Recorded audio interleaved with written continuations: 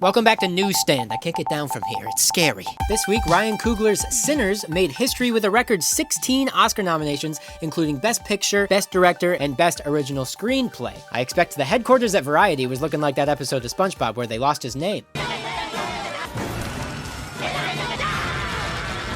Variety reported, sure, one little film had 16 noms, but Marty Supreme received 9 noms. Here's why sometimes less is more. Yes, Sinners has the most Oscar nominations this year, including the long overdue recognition for Delroy Lindo for Best Actor in a Supporting Role. Unfortunately, Jack O'Connell missed out on the British Oscar nomination for Most Realistic Portrayal of the Irish. Yee.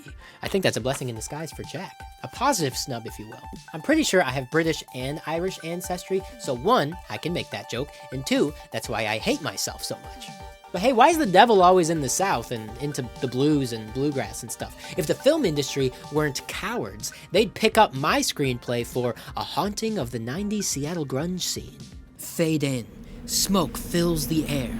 Kurt Cobain, Chris Cornell, and Eddie Vedder hold hands surrounded by candles. They all sing in Latin. The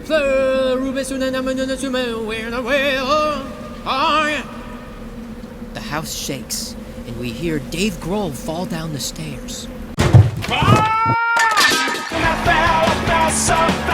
It's a passion project. It'll happen.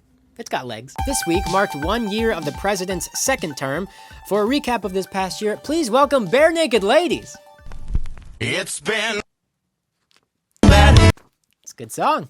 I guess you could say this past year has been a dumpster fire. And now, folks, please welcome Billy Joel. Catholic girls start much too late. I was actually expecting a different song. That's fine. Well, anyway, recently elected Eileen Higgins, mayor of Miami, urged the president to restore temporary protective status for Venezuelan immigrants. However, she also applauded the abduction of Nicolas Maduro. And I think Dexy's Midnight Runners speaks for all of us here. Am I right, guys? No,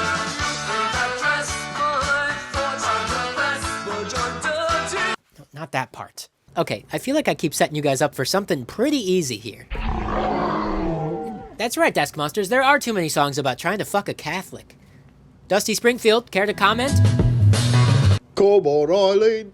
I'm what you mean at this moment. Okay, we're just gonna have to move on.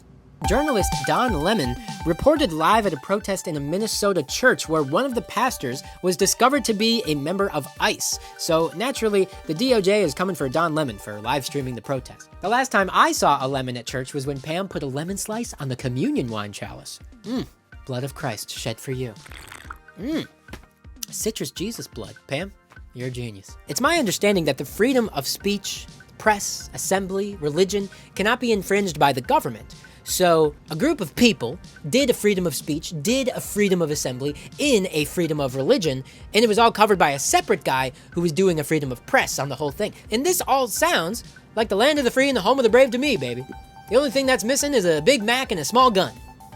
And neither of which belong in the church, by the way. On Thursday, a judge rejected the DOJ's attempt to charge Lemon and instead recommended that the DOJ consider making lemonade. I know, I'm just trying to have fun. In ICE news, agents detained a 5-year-old boy from the after-school pickup line and used him as bait to lure his family out of their homes. That's just terrible. And hey, off topic, I'm looking to make some plans for later. Does anybody want to hang ICE agents?